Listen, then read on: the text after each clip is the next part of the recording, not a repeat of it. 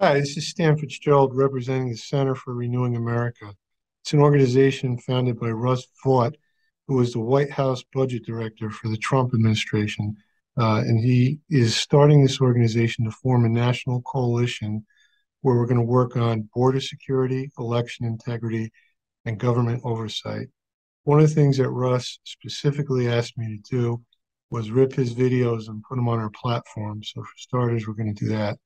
My wife Donna and I will be working on the ground in Georgia with Wesley Ross. If you're from Georgia, you know who he is.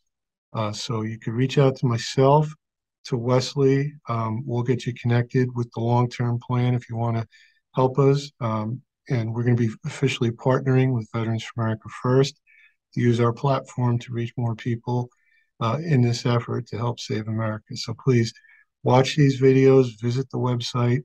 I'll be on weekly calls with the team, and we'll keep you updated on how you can help.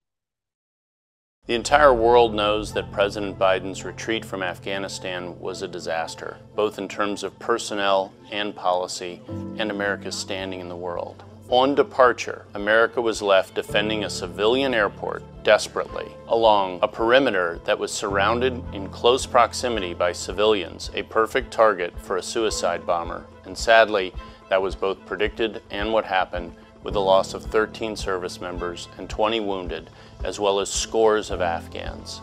That tragedy didn't have to happen had America departed in the right way, under the right conditions, as had been previously set, a plan that was abandoned by President Biden. The world is changing. We were left in an enclosed environment where our Afghan allies and American citizens couldn't get to our troops to be evacuated. Instead, what should have happened is a diplomatic and vetting presence should have been maintained inside a robust military perimeter outside of Kabul, the capital city, which had been taken over by the Taliban.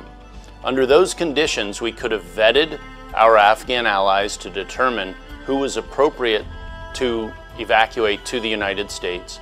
We could have evacuated American citizens who wanted to be evacuated, and then in an orderly fashion, without being under severe threat, remove the final American troops.